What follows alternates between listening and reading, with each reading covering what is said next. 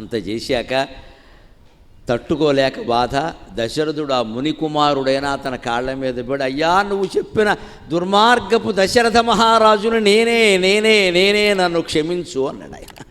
నువ్వు చెప్పిన దుర్మార్గపు దశరథ మహారాజుని రఘువంశానికి మచ్చ తెచ్చిన అట్టిగొట్టుకుపోయే మనిషిని నేనేనయ్యా, దుర్మార్గుని నేనేనయ్యా, రాక్షసుని నేనేనయ్యా, నన్ను క్షమించు. మునికుమార విచారణ బుద్ధి లేక వచ్చినది గాని బుద్ధిపూర్వకముగాగ వచ్చినది కాదు నేటి పాపంబు.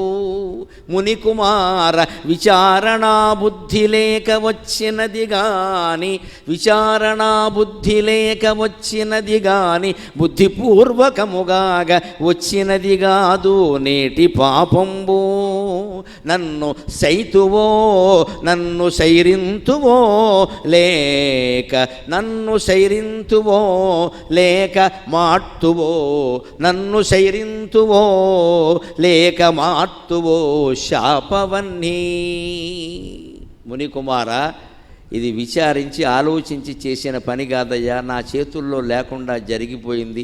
శబ్దవేది విద్యని పరిశీలిద్దామని బాణ వేశాను. బుడుం బుడుం బుడు బుడు స్వానమ్ములు వినపడగానే ఏనుగు తొండంతో నీరు తాగుతున్న శబ్దం అనుకున్నాను. పొరపాటుని వేశానయ్యా, నేను కావాలని చేసింది కాదు. అంటే కనీసం మనుషులకి మనకి తప్పు చేసే వాళ్ళకి ఈ జ్ఞానమేనా ఉండాలి.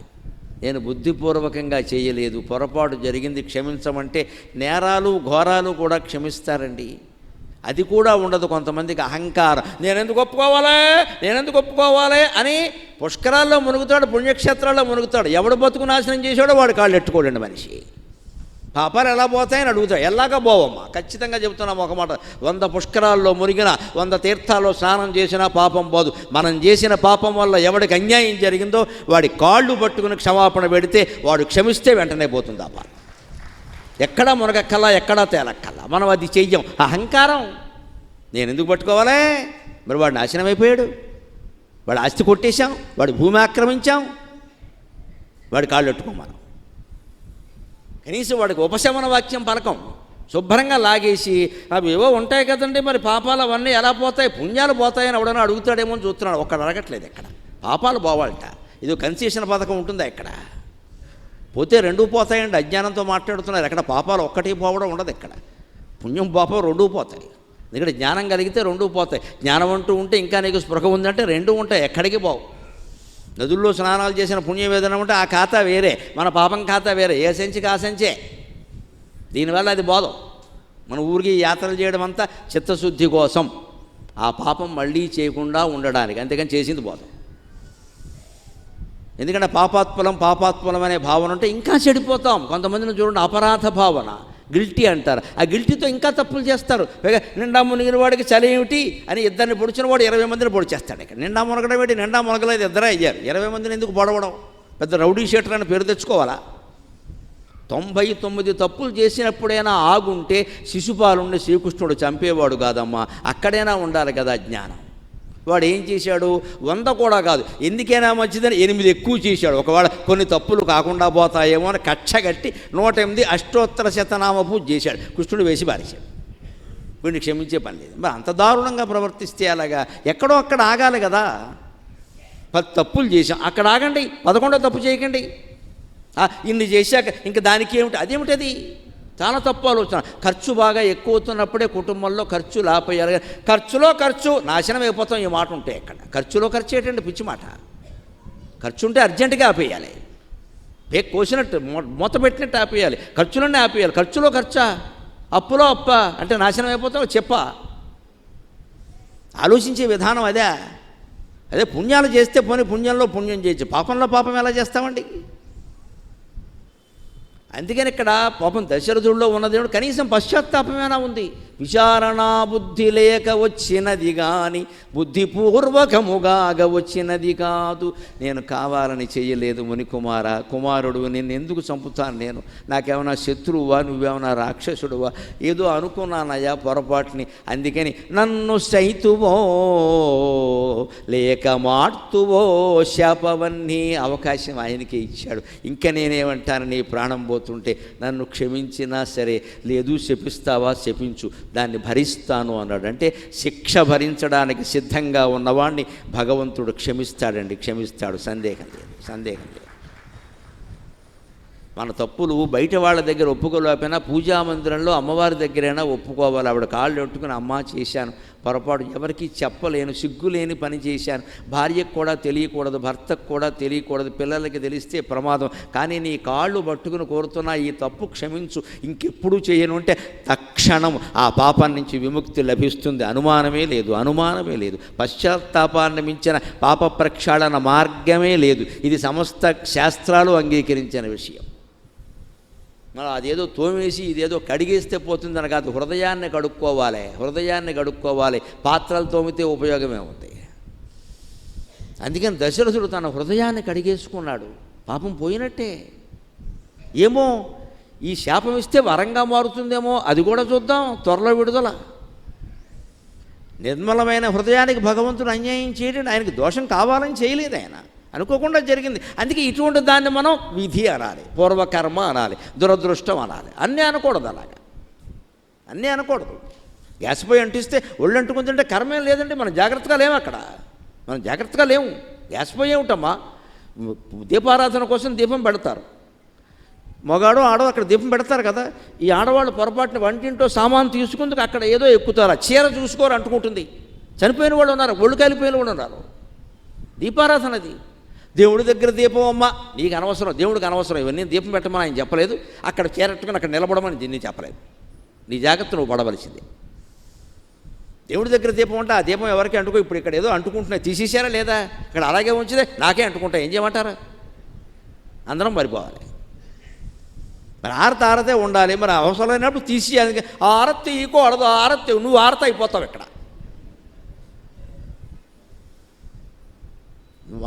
ఈ సెంటిమెంట్లే పనికిరావు. నేను ఖండించేది వాటిని. ఈ సెంటిమెంట్లు కాదు, ప్రమాదం జరిగేలా ఉంది, చూసుకోవాలి కదా. చిన్న దీపం పెట్టుకుంటే చాలా, అంత ఎందుకు మనకి? ఏదో పెద్ద హడావుడి ప్రతిదీ కూడా పెద్దది ఏదో పెట్టియాలి, తర్వాత ప్రమాదం అవుతుంది. ఇంకోటి ఏంటంటే సందర్భం వచ్చి చెబుతున్నా, వెలుగుతున్న విద్యుత్ దీపాలు కూడా భగవంతుడికి చాలా నచ్చుతాయండి. దయచేసి గ్రహించండి. విద్యుత్తు కూడా భగవంతుడు కనిపెట్టిందే. ఆల్బర్ట్ ఐన్స్టీన్ విద్యుత్ అందరూ భగవంతుడు సృష్టించిన వాళ్ళు. ఎడిసన్ కనిపెట్టిన బల్బు. ఒక బల్బు వెలిగితే ఎడిసన్ ఆయన నమ్మక ఆయన దండం పెట్టుకోండి అమ్మా, దండం పెట్టుకోవాలి ఖచ్చితంగా. విద్యుత్ బల్బులు లేకుండా ఏమైనా జరుగుతుందా? విద్యుత్ బల్బుకి మనం పెట్టే దీపానికి తేడా ఏమిటంటే, విద్యుత్ బల్బు ఇంకో బల్బుని వెలిగించలేదు, మన దీపం ఇంకో దీపాన్ని వెలిగించగలదు. అంతే దీపారాధనలో తేడా. నీలో జ్ఞానదీపం ఉంటే ఆ జ్ఞానదీపంతో ఇంకా 4 దీపాలు వెలిగించవచ్చు. అక్కడ దీపం ప్రత్యేకత. ఇది చిన్న దీపం ఉందనుకుంటే దాంతో ఇంకా 4 దీపాలు వెలిగిస్తావు. ఈ బల్బు తీసి వెలిగిస్తే షాక్ కొడుతుంది. అక్కడ ఇంకో స్విచ్ ఉండాలి దానికి. మంచిది. విద్యుత్ బల్బును మనమేం అవమానించాల్సిన అవసరం లేదు. అది భగవంతుడు కనిపెట్టిందే. భగవంతుడు ఆ కనిపెట్టిన ఎడిసన్ అనేవాడికి ఆ శక్తి ఇచ్చాడు, కనిపెట్టాడు.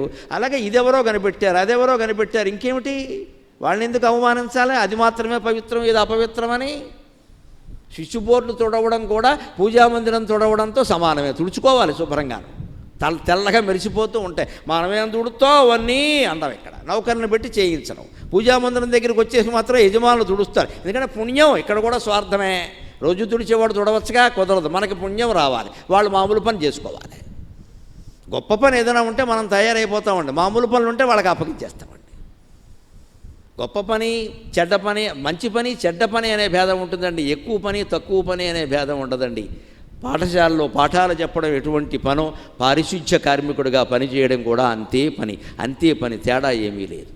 పైగా ఈ పాఠాలు చెప్పే ఆయన ఒకరోజు చెప్పకపోయినా వచ్చే నష్టం లేదు. కానీ పారిశుధ్య కార్మికుడు ఒకరోజు ఓడవకపోతే భీమవరం అంతే ఎలా ఉంటుందో మీకే తెలుసు. ఏ పని ముఖ్యం అంటే నన్ను అడిగితే అదే ముఖ్యం, అది ముందు చేయాలి. పాఠాలు చెప్పాను ఓ రోజు సెలవు పెడితే తర్వాత చెప్పుకుంటాం.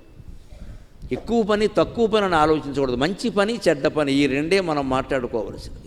ఈ పని ఎందుకు చేస్తున్నావు, ఇంకా బాగా డబ్బులు వచ్చే పని చేయొచ్చు కదా, గొప్ప పని, ఈ మాట పిల్లల దగ్గర అనకూడదు. అందుకే వాళ్ళు చెడిపోతున్నారు బాగా. ఎంతసేపు డబ్బులే ఆలోచిస్తున్నారు. ఇక్కడ చూటీ గురించి ఆలోచించట్లా.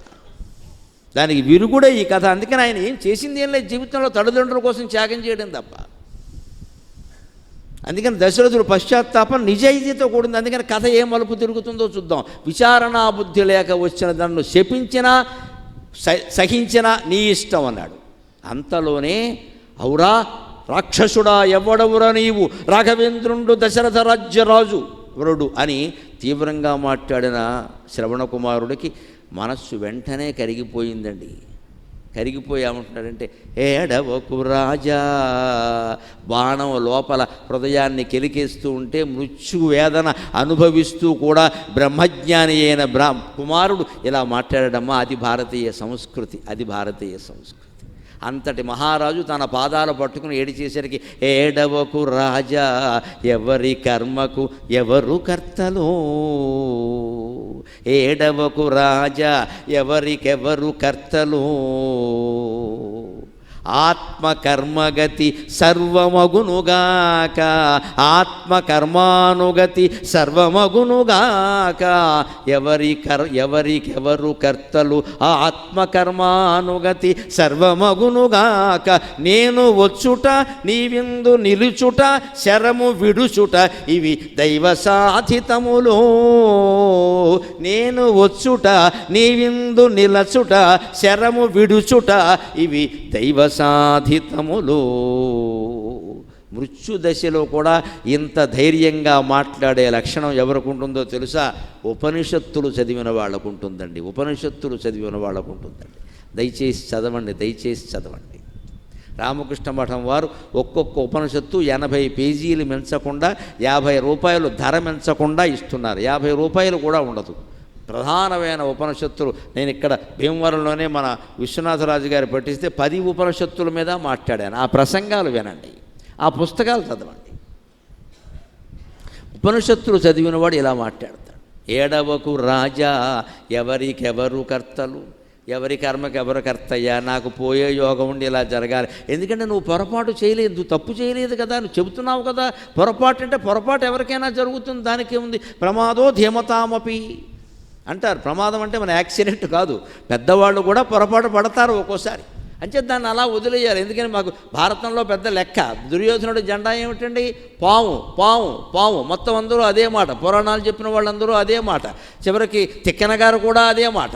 సినిమాల నిండా మొత్తం దుర్యోధనుడు జెండా పామే పెట్టారు. పొరపాటు. వ్యాస భారతంలో ఉంది, దుర్యోధనుడు జెండా మీద ఏనుగు ఉంటుంది, పాము ఉండదు. కావాలంటే చదువుకోండి. నేను చదివాక నాకు ఆశ్చర్యమైంది. అంతకుముందు నేను అదే చెప్పాను. చెప్పి కూడా ఏమంటాను, మనకి విశ్లేషణ అలవాటు కదా, వాడి జెండా మీద పాము ఎందుకు ఉందంటే వాడు బుద్ధి అంతే అన్నాను. బాగానే ఉంటుంది అంటాను. కానీ వ్యాసభారతంలో నాగధ్వజ శోభితక, నాగధ్వజ శోభితక అనే వాడాడు. సర్పధ్వజ శోభితక అని ఒక్క చోట కూడా వ్యాస మహర్షి వాడలేదు. నాగం అంటే సంస్కృతంలో సర్పం, ఏనుగు 2 ఉన్నాయి. కానీ ఏనుగు అనే అర్థం. ఎందుకంటే ఆయన హస్తినాపురాన్ని రాజధానిగా చేసుకుని పరిపాలిస్తున్నాడు. ఆయన జెండా మీద ఉండేది ఏనుగు. పైగా నాగం అనే దాన్ని పాము అనే అర్థంలో వాడకూడదు. ఒక తల ఉన్న వాటిని సర్పాలు అంటారు. 2 కానీ అంతకంటే ఎక్కువ కానీ ఉన్న వాటిని నాగము అంటారు సంస్కృతంలో. నాగం అంటే ఒక తల పాము కాదు, 2 తలలు లేదా 1000 తలలు ఉండాలి. ఆదిశేషుడు నాగజాతి నాయకుడు, సర్పజాతి కాదు. నాగుల దృష్టిలో సర్పాలు చాలా చిన్నవి. దుర్యోధనుడు జెండా మీద ఉండేది నాగధ్వజం. మరి ఆ విషయంలో తిక్కన గారు కూడా పొరపాటు పడ్డారా అంటే పడ్డారేమో. ప్రమాదో ధీమతామపి అన్నారు. ఆయన మామూలుగా ఓ చోట నాగధ్వజం రాసినప్పుడు తర్వాత అహిధ్వజం, ఉరగధ్వజం, భుజగధ్వజం అని పాముకు పర్యాయ పదాలు వాడేశారు. అది లోకంలో ప్రచారం అయిపోయింది, ఎవరిని అనడానికి లేదు. ఎందుకంటే ఆ రోజుల్లో తాటాకుల పుస్తకాలు ఉండేవి. వారు చూసిన తాటాకు పుస్తకంలో అది ఉందేమో మనకేం తెలుసు. ఇదే ప్రమాదో ధీమతామపి అంటారు. పెద్దవాళ్ళు కూడా పొరపాటు పడతారు. మనం ఆ పొరపాటు పడకుండా ఉండాలి. కానీ వాళ్ళు చెప్పింది అలా నిజమే అనుకోవాల్సిన పనిలో మనం ఆలోచించవచ్చు కాస్త. అసలు మంచిది నాగధ్వజంలో స్పష్టంగా చెప్పాడు. అలాగా పడతారు. అందుకని ఎవరైనా పొరపాటు చేస్తారు కాబట్టి క్షమించాలి కదా. అందుకని వెంటనే ఉంటున్నాడండి ఆ హృదయం. చూడండి, ఏడవకు రాజ, ఎవరికెవరు కర్తలు, ఆత్మకర్మానుగతి సర్వమగునుగాక. మనిషి తాను చేసుకున్న కర్మను బట్టే అనేక రకాలు జరుగుతూ ఉంటాయ్యా. ఈ కర్మకి 2 ఉన్నాయి. మనకు కనబడుతూ కారణం ఉన్నది ప్రస్తుత కర్మ, కనబడిన కారణం ఉన్నది పూర్వకర్మ. కారణం ముందు కనుక్కోవాలి, కనుక్కోకుండా వ్యాఖ్యానం చేయొద్దు. ఆత్మకర్మ అనగానే పూర్వజన్మ కర్మ అని అర్థం చెప్పకూడదు. తాను చేసుకున్న పని ఆత్మకర్మ అంటే అర్థం అది. మనం సరిగ్గా ఉంటే, మనం బాగా చదువుకుంటే చదువు వస్తుంది, లేకపోతే రాదు. పరీక్షలకు శ్రద్ధగా తయారైతే పరీక్షలో ఉత్తీర్ణులు అవుతాం, లేకపోతే కాం. యోగం ఉంటే పాస్ అవుతాం. పాస్ అవడానికి యోగం ఉండక్కర్లేదమ్మా. పక్కవాడు మోచేయి పైకెత్తితే మనం చూసి రాస్తే కూడా పాస్ అవుతాం. పెద్ద విషయం కాదు ఇక్కడ. వాడికి మోచేయి మనకి కింద చూపు ఉంటే చాలు. దీనికి ఆ పెద్ద విషయం. ప్రతిదానికి యోగం యోగం యోగం. కష్టపడమని చెప్పండి పిల్లలకి, పురుష ప్రయత్నం చేయమని చెప్పండి. అది వివేకానందుడు మార్గం, అది వివేకానందుడు మార్గం. యోగం యోగం అనే మాట ఊరికే వాడకండి ఇక్కడ. ఆత్మకర్మానుగతి అంటే పూర్వజన్మ కర్మ అని ఏం లేదు. ఇక్కడ ఈ పరిస్థితి వేరు, అందరికీ అది వాడక్కర్లేదు. ఇక్కడ నువ్వు చేసిన పని బట్టి ఫలితం ఉంటుంది. నువ్వు సరిగ్గా నడిస్తే రోడ్డు మీద ప్రమాదాలు జరగవు. కావాలని ఎడంవైపు మానేసి కుడివైపు నడిస్తే జరిగితే ఎవడో ఒకడు గుద్దేస్తాడు. కానీ మనం ఎడంవైపు నడుస్తున్నా కుడివైపు నుంచి ఒకడు వచ్చేసి గుద్దేసాడు అనుకోండి, దాన్ని పూర్వజన్మ కర్మ అంటారు. మనం చేసేది ఏం లేదు. అక్కడ మనం బాగానే నడిచాం, మనం ఏం చేయం మరి. అప్పుడు ఏదో రాసిపెట్టి ఉందన్నమాట. అప్పుడు అంటే పర్వాలేదు, ఇంక మనం ఏం చేస్తాం. దానికి శిక్ష వాడు అనుభవిస్తాడు, మనము అనుభవించాం. అంటే మనం చేయకుండా అనుభవించామంటే జన్మాంతరం ఏదో ఉందన్నమాట. అందుకని ఆత్మకర్మానుగతి సర్వమగునుగాక, లేకపోతే రాజా నేను వచ్చుట నీ విందు నిలుచుట శరము విడుచుట ఇవి దైవ సాధితములు. నేను అప్పుడే రావాలా? అంతవరకు దప్పిగా ఆగిన వాళ్ళు మా తల్లిదండ్రులు ఆగలేరా? నన్ను వెళ్ళమండం ఏమిటి, నేను అప్పుడే రావడం ఏంటి? నీవు ఇందు నిలుచు ఆ సమయంలో ఉదయం 7:30కి శనివారం దుర్ముహూర్తంలాగా నిన్న ఇక్కడ ఉండమని కూడా చెప్పాడయ్యా. అప్పుడే నువ్వు ఇక్కడ ఉండడం, అప్పుడే బాణం విడవడం. పోనీ కనీసం అప్పుడు కాస్త అల్పాచమానం వచ్చినా వేరే పని మీద బయటికి వెళ్ళేవాడు, బాణం వేసేసావు అనవసరంగాను. అందుకని అప్పుడే నువ్వు బాణం ఎందుకు విడిచావయ్యా? ఇవన్నీ దైవ సాధితములు అని చెప్పి ఇంతటి స్థితిలో కూడా ఆయన తల్లిదండ్రుల గురించే బాధపడుతున్నాడు, తన గురించి కాదు. నేను నా గురించి బాధపడడం లేదు రాజా, నా ప్రాణం ఎలాగూ పోతుంది, కానీ మా అమ్మా నాన్న అదిగో ఆ చెట్టు కింద ఉన్నారు. వారు మది ఏకపుత్ర విభవమున ఇప్పటిదాకా పొంగుచున్నారు. వారు మది ఏకపుత్ర విభవంబున ఇప్పటిదాకా పొంగుచున్నారు. అది గూడబోయే జననాయక, అది గూడబోయే జననాయక. ఆవలి మాట వేరు, ఆవలి మాట వేరు. ఆ జారట ప్రాణముల్ నిలుచు నిలువజాలిన 4 పూటలైన, ఆ జారట ప్రాణముల్ నిలువజాలిన 4 పూటలైన ఎవ్వారలు నిరుబోయగలవారలు లేరెటు చూసినన్ ప్రభు. అవ్వారికి నిరుబోయగలవారలు లేరెటు చూచినన్ ప్రభు. వారు మదేకపుత్ర విభవంబున ఇప్పటిదాకా పొంగుచున్నారు. మా అమ్మా నాన్నకి ఉన్న సంపద ఏదైనా ఉంటే నేను ఒక్కడినే. ఆస్తులన్నీ పోయాయి, ఇల్లు కూడా పోయింది, వాళ్ళ కళ్ళు కూడా పోయాయి, ఏమీ లేదు. ఇంకా నన్ను నమ్ముకుని బతుకుతున్నారు వాళ్ళు. మీకున్న సంపద ఏమిటి అంటే మా అబ్బాయి, ఇంకేం లేదంటున్నారు వాళ్ళు. విభవం నేను మాత్రమే వాళ్ళ సంపద. ఇప్పుడు ఏమైంది మహారాజా? అది గూడబోయే జననాయక. గొప్ప సంబోధనది. ప్రజల్ని పరిపాలిస్తున్నారు మీరు ఇలాగే చంపేసి అని అర్థం. అది జననాయక. నువ్వు జననాయకుడువా?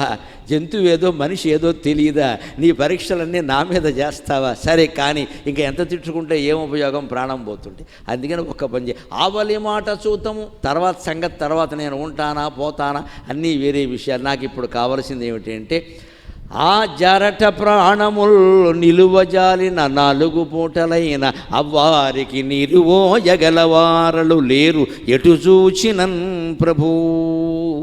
ఇవాళ్ళు ఎంతకాలం ఉంటారో నాకు తెలియదు. జారట ప్రాణాలు అంటే జరఠానాం సమూహం జారఠం, వృద్ధుల సమూహం వార్ధక్యం అన్నమాట.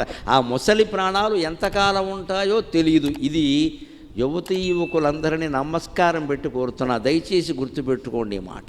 ఇంట్లో 70 ఏళ్ళు దాటినటువంటి తల్లిదండ్రులు, అత్తమామలు, పెద్దలు ఉన్నారు అంటే వాళ్ళ పట్ల మన దృష్టి ఎలా ఉండాలంటే వాళ్ళు ఇంకెంతకాలం ఉంటారో తెలియదు, కానీ ఉన్నంతకాలం సుఖంగా ఉండాలి. మన వల్ల దుఃఖపడడానికి వీల్లేదు ఎట్టి పరిస్థితుల్లో.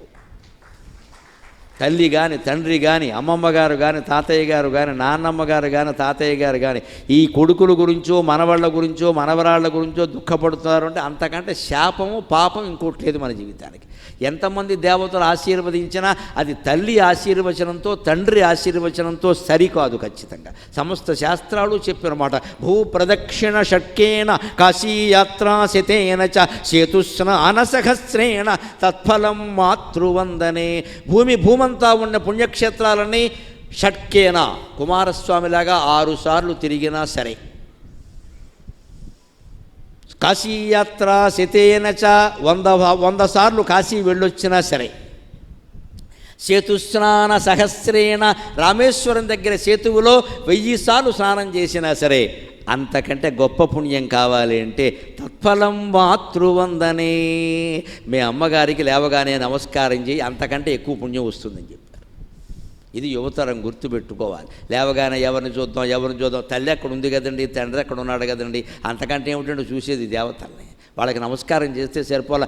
రోజు ఈ నమస్కారం చేయడం వల్ల కలిగే మార్పు ఏమిటంటే ఎప్పుడూ అపకారం చెయ్యం, ఉపకారమే చేస్తాం, జాగ్రత్తగా చూస్తాం. కేవలం నమస్కారం చేస్తే సరిపోయిందా? సరిపోతుంది ముందు భౌతికంగా, అది కానివ్వండి. అసలు ముందు జ్ఞానం రావాలంటే నేను జ్ఞాని అంటే రాదు, గుళ్ళోకి వెళ్ళాలి, ముందు ఇక్కడ ప్రదక్షిణం చేయాలి, తీర్థప్రసాదాలు పుచ్చుకోవాలి, పూజారి గారితో కాస్త దేవుడి గురించి మాట్లాడాలి, దేవుణ్ణి చూడాలి, ఇవన్నీ చెయ్యాలి. ఎన్ని వందల ఏళ్ళు ఇలా చేస్తే కలుగుతుంది జ్ఞానం, లేకపోతే కలగదండి. ఇక్కడ నేను జ్ఞాన మార్గంలో ఉన్నా అని గుళ్ళోకి వెళ్ళడం మానేస్తే ఉభయభ్రష్ట అంటారు ఖచ్చితంగా. వీడికి జ్ఞానం రాకపోగా ఉన్న అజ్ఞానం బాగా ఉంటుంది, గుళ్ళోకి వెళ్ళడం మానేసాడు. వెళ్ళాలి ముందు. అందుకే వివేకానందుడు అంటాడు, 20 ఏళ్ల వాడు గుళ్ళోకి వెళ్ళకపోతే తప్పు, 60 ఏళ్ళు వచ్చాక వెడితే తప్పు అన్నాడు.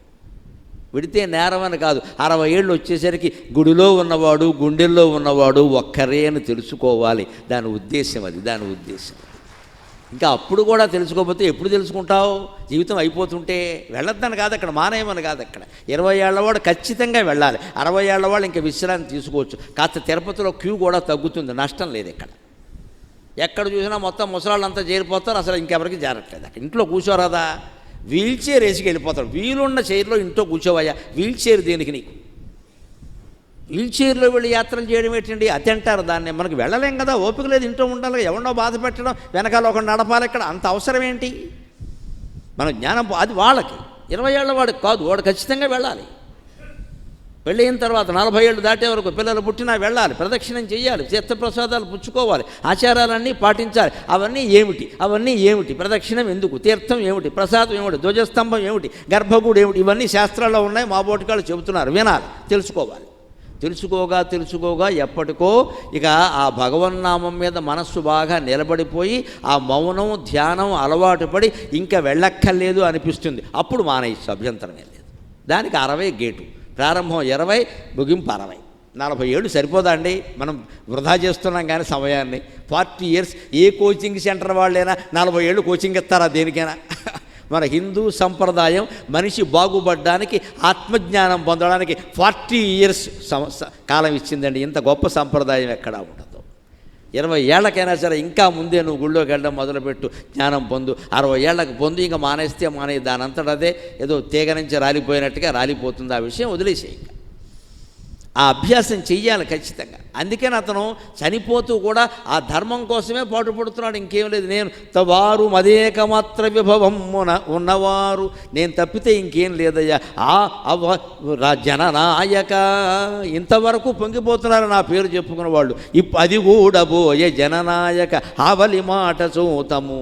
నువ్వు వెళ్ళి కాస్త మంచినీళ్ళు ఇవ్వయ్యా చాలు వాళ్ళకి. జారట ప్రాణములు నిలువజాలిన 4 పూటలైన, ఇంకా 4 రోజులు ఉంటారో 10 రోజులు ఉంటారో నాకు తెలియదయ్యా. ముసలి ప్రాణాలు అవి పోకుండా ఉండాలి కదా, నా బాధ్యత కదా. అంచేత కుర్రాళ్ళు, ఇంట్లో ఉన్నవాళ్ళు, పెద్దవాళ్ళంటే ఎప్పుడూ ఉన్నంత కాలం ఉండరు. 70 ఏళ్ళు బతికారు. మళ్ళీ 70, 140 చూసిన వాడు ఎవడు భూమి మీద లేడు. ఆదిశేషుడు కూడా ఎవడూ లేడు. మనకి ఎందుకు వచ్చిన గొడవ అదంతాను. అందుకని 70 ఏళ్ళు ఉన్నారు, ఇంకో 5 ఏళ్ళు ఉంటారు, 10 ఏళ్ళు ఉంటారు. ఆ ప్రాణాలు సుఖంగా వెళ్ళిపోతే చాలు కదా.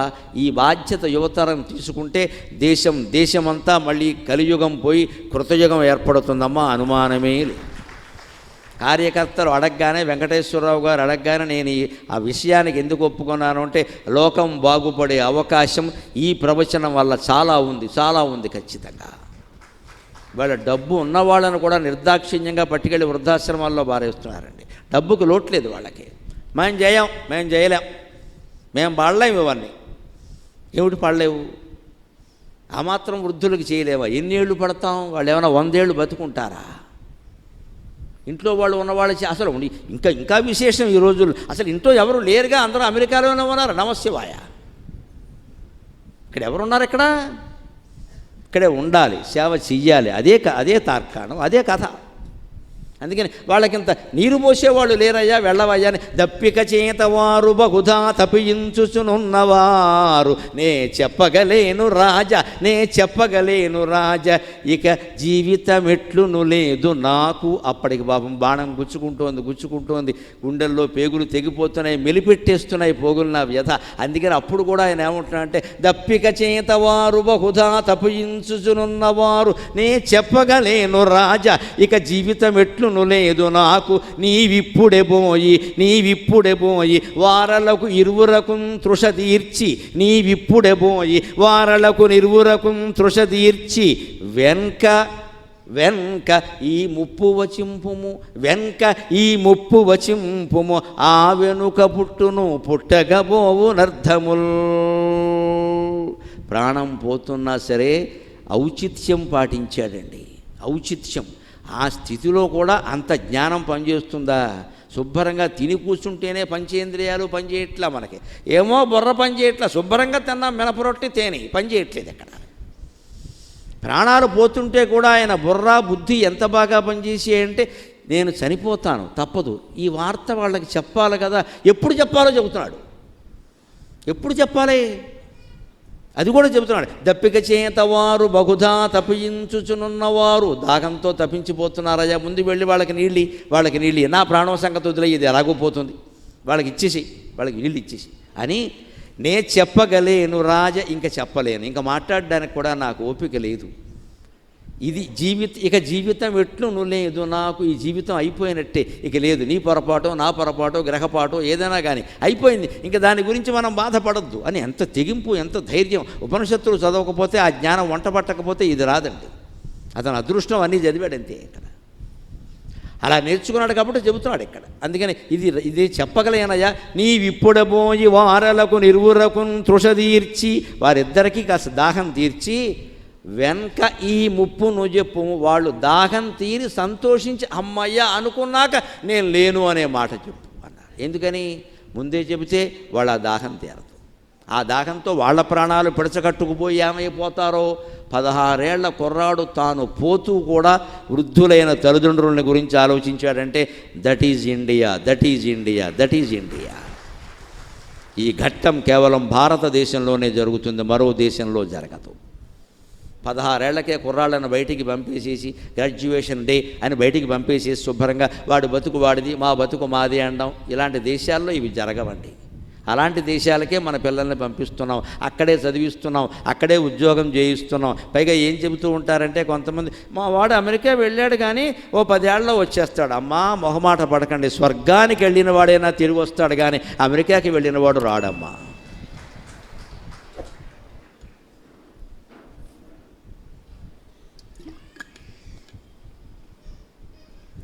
అక్కడ విచ్చలవిడితనాలు, అక్కడ సుఖాలు భోగాలు రకరకాలు అన్నీ ఉన్నాయి, మంచి చెడ్డ అన్నీ ఉన్నాయి. అక్కడ అలవాటు పడినవాడు ఇక్కడ భీమవరం రోడ్లు చూడలేడు. నాకు ఇక్కడ కుదరదు అని చెప్పేస్తాడు, ఒకటే మాట అంతే. పైగా ఈవేళ కొంచెం విచిత్రంగా తయారయ్యారు. మాకు మీరు అక్కర్లేదు, మీ ఆస్తులు అక్కర్లేదు, నమశివాయ ఎవరికైనా ఇచ్చే. ఎందుకంటే వాళ్ళు బాగా సంపాదించుకుంటున్నారు. మీ ఆస్తులు కూడా మాకు అక్కర్లేదు, మమ్మల్ని ఊరికే అడగండి తయారయ్యారండి కొంతమంది. అయినా ఎంత బాధాకరమైన వార్త ఇది. లేకపోతే మంచి సమాజం ఎలా ఏర్పడుతుంది? కుటుంబ వ్యవస్థ నాశనం అయిపోయి మనం కూడా అమెరికాలాగా ఈవేళ మావిడాకులు రేపు విడాకులు అన్నట్టుగా తయారైతే ఇంకేమిటి మిగిలేదు ఇక్కడ. దాన్ని కాపాడుకోవడం కోసమే కార్యకర్తలు అడగగానే 3 రోజులు ఈ ప్రవచనం చేస్తానని నేను అంగీకరించా. కుటుంబ వ్యవస్థ కాపాడబడాలి, లేకపోతే భగవంతుడు కూడా సమాజాన్ని రక్షించలేడు. కుటుంబంలో కీలకమైన పాత్ర మొహమాటం లేకుండా చెబుతున్నాను నా తల్లి పాదాల సాక్షిగా, స్త్రీదే ప్రధాన పాత్రమ్మా, స్త్రీలే ప్రధాన పాత్ర. మీరే కుటుంబ వ్యవస్థని కాపాడాలి. ఈ ధర్మాన్ని, ఈ పద్ధతిని మీరే ముందు కాపాడాలి. మీ తర్వాతే భర్తలైనా తండ్రులైనా ఎవరైనా. ప్రధాన ఆధారం కుటుంబానికి స్త్రీయే, పురుషుడు కాదు. పురుషుడే తర్వాత. గృహిణి అన్నారు. అందుకనే గృహిణి అంటే ఏమన్నారు సంస్కృతంలో? గృహిణి గృహముచ్యతే అన్నారు. గృహం అంటే గృహిణేనయ్యా, గృహస్థు కాదుట, మగవాడు కాదు. గృహం అంటే గృహిణి. అందుకే మన తెలుగులో చూడండి, పెళ్ళైతే ఓ ఇంటివాడు అయ్యాడంటారు. అంతకుముందు వాడు 3 అపార్ట్మెంట్లు 3 విల్లాలు బ్రహ్మచారిగా ఉండి కొనుక్కున్నా సరే ఇంటివాడు అయ్యాడు అన్నారు. పెళ్ళైతే చెట్టు కింద కాపురం పెట్టినా సరే ఇంటివాడు అయ్యాడు. ఇల్లు ఏదక్కడ చెట్టే ఉంది అయినా అంటారంటే అక్కడ ఇల్లు అంటే భార్య. గృహిణి గృహముచ్యతే. అంత ప్రాధాన్యం ఎందుకు ఇచ్చారు భార్యకి ఇల్లాలకి అంటే కుటుంబ వ్యవస్థను నిలబెడతారు, తద్వారా సమాజం మొత్తం బాగుంటుందనే ఉద్దేశంతో ఇచ్చారు. అలా అన్నపూర్ణాదేవి నిలబెట్టింది కాబట్టి ఆవిడ కడుపు పండి శ్రవణ కుమారుడు లాంటి వాడు పుట్టాడు. అందుకే మృత్యు దశలో కూడా ఆయన ఒక్కటే మాట మాట్లాడుతున్నాడు, వాళ్ళు బాగుండాలి. అందుకని ఓ పని చేయ రాజా, వాళ్ళకి ఈ వెనక ఈ ముప్పు ముందు ఆ దప్పిక తీర్చి వెనక ఈ ముప్పు నుజెప్పుము. వాళ్ళ దప్పిక తీరి వాళ్ళు అమ్మయ్య బ్రేవ్ అని అన్నాక మా అబ్బాయి ఏడి అంటారు కదా, అప్పుడు ఈ మాట చెప్పు నెమ్మదిగా, ముందే చెప్పకే. అప్పుడు ఏమంటున్నాడు, ఆ వెనుక పుట్టును పుట్టగబోవునర్థముల్. ఇక ఆ వెనుక ఏం జరుగుతాయో నేను చెప్పలేను కదా అంటే, నిన్నేదన్నా శపించే ఉద్దేశం ఉంటే వాళ్ళు శపిస్తారు, నాకంత కోపం లేదు. తన్ని చంపిన వాడి మీద కూడా కోపం లేకుండా క్షమించగలిగిన శక్తి ఉపనిషత్తులు జరిగిన శాంతిమయ జీవికి ఉంటుందమ్మా. ఒక భారతీయుడికి ఉంటుంది అటువంటి శాంతి, చంపిన వాడి మీద కూడా అని. ఆయన బయలుదేరుతుంటే పిలిచాడు మళ్ళీ, అప్పటికే ప్రాణాలు పోతున్నాయి. పైగా సమస్య ఏమిటంటే, బాణం గుండెల్లో ఉంటే ప్రాణాలు పోకపోగా విపరీతమైన హింస పడాలి, కానీ ఆ బాణం తీస్తే ప్రాణాలు పోతాయి. అది సమస్య. ఇది ఏమీ తెగని సమస్య. ఇది బాణం తీయకపోతే విపరీతమైన క్షోభ ఉంటుంది, తీస్తే ప్రాణం పోతుంది.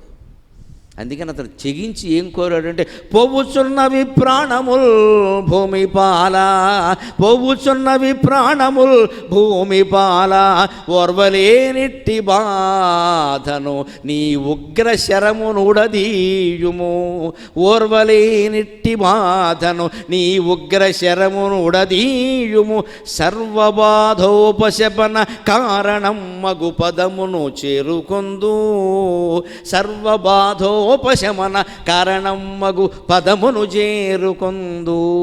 ప్రాణం పోతూ కూడా ఇటువంటి మాటలు మాట్లాడాడు శ్రవణ కుమారుడు. అందువల్ల ఆయన హీరో హీరో హీరో హీరో అంటే అది. మృత్యువును ఎదుర్కొన్నాడు, ఇలాగే మాట్లాడు, నాకేం భయం లేదు. ఒక్క పని చేయి, కనీసం ఒక ఉపకారం చేయి, వేసావు కదా తీసేయి. పోవుచున్నవి ప్రాణములు భూమిపాల, పోతున్నాయ్యా, ఇంకా ఈ క్షోభ ఎందుకు పడాలి నేను? అంచేత ఓర్వలేనిట్టి బాధను, ఈ బాధనే భరించలేను, నీ ఉగ్రశరమును ఊడదీయుము, నువ్వు వేసిన భయంకరమైన బాణాన్ని నువ్వే తీసి ఆ ఉపకారం చేయి. ఇప్పుడు నాకు తీయడానికి కూడా ఓపిక లేదు, ఆయన చేయబట్టి తీయగలడా దాన్ని, నువ్వే తీసేయి. ఎందుకని అప్పుడే ఉంటాడు చూడండి, వేదాంతం అంతా ఎక్కడుందంటే, సర్వబాధోపశమన కారణంబగు పదమును చేరుకొందు. అన్ని బాధలు ఉపశమించేటువంటి పదమేది? జ్ఞానపదం, ఆత్మపదం. అందులోకి వెళ్ళిపోతానయా ఆత్మజ్ఞానంతో, నాకు ముక్తి కలిగించు, విముక్తి కలిగించు. రెండు అడిగాడు. ముక్తి వేరు, విముక్తి వేరు.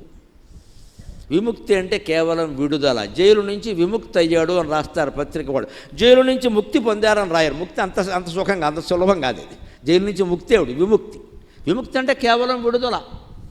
ముక్తి అంటే ఈ శరీరం ఇలా ఉండగానే మానసికంగా సమస్త బంధాల నుంచి విడుదల కావడం ఉందే, దాన్ని ముక్తి అంటారు ఖచ్చితంగా. అది మనం ఉండగానే పొందొచ్చు. ఉంటే జీవన్ముక్తి అంటారు, పోతే విదేక ముక్తి అంటారు. అంతే తేడా, ఉండగానే పొందొచ్చు.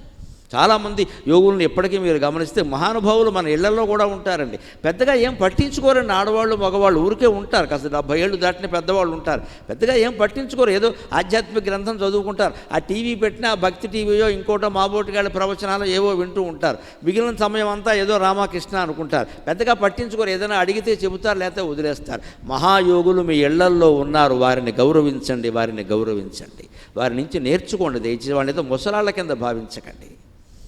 మన కళ్ళ ముందు ఉన్నారు, మౌనంగా ఉంటారు. ఏమి నాన్నగారు ఎలా ఉన్నారు అనుకుంటా, ఆయనకు తత్వం వంట పట్టింది, నువ్వు ప్రతిదీ పట్టించుకోమంటే ఎలాగా? అది జీవన్ముక్తి. ఆ శరీరం కూడా రాలిపోతే ఇక చెట్టు నుంచి పండుటాకు రాలిపోయినట్టే. పండుటాకు ఉన్నా రాలిపోయినా చెట్టుకి ఇబ్బంది ఏమీ లేదు, కానీ రాలిపోతుంది కదా గాలికి, ఎప్పుడో రాలిపోతుంది. అందుకని ఎంత ధైర్యంగా అంటున్నాడు అంటే, నాకు అంత ఇదేం లేదు దీని గురించి, కానీ ప్రాణాలు పోతున్నాయి తీసేస్తే సర్వబాధోపశమనమైన కారణమైన పదమును చేరుకుంది. అన్ని బాధలు ఉపశమించేటువంటి పదం ఉంటే ముక్తి, లేదా మరణం కూడా. ఒకవేళ పూర్వజన్మ, పరజన్మ, స్వర్గం, నరకం, ఇవన్నీ మనకు రకరకాల సందేహాలు ఉన్నాయి. ఇవన్నీ లేవు అనుకుందాం. మరణం అనేది వచ్చిందనుకోండి, ఇవన్నీ లేవుగా, ఇక్కడ ఈ బాధలన్నీ లేవు కదా. అంటే అన్ని బాధలకి ముగింపు మరణమే కదా. అందుకని అదేనా నాకు ప్రసాదించవయ్యా అని చెప్పాడు. ఆ రకంగా దశరథుణ్ణి అక్కడికి పంపించాడు. ఎలా చేరతాడు? ఈ బాణం తీశాడు, అతని ప్రాణం పోయింది. ఓం ద్యౌ శాంతి అంతరిక్షగుం శాంతి పృథివీ శాంతి ఆపశాంతి ఓషధయశాంతి వనస్పతయశాంతి విశ్వే దేవాశాంతి శాంతిరేవ శాంతి సామా శాంతిరేధి. ఓం శాంతి శాంతి శాంతి. ఈ శాంతి మంత్రంతోనే మనం సెలవు తీసుకుందాం. ఇక రేపటి కథలో ముఖ్యాంశాలన్నీ తిరిగేటువంటి మలుపులన్నీ రేపు తెలియజేసుకుందాం. మళ్ళీ రేపు 6 గంటలకు కలుద్దాం. అంతవరకు తెలుగులో మాట్లాడదాం. సెలవు.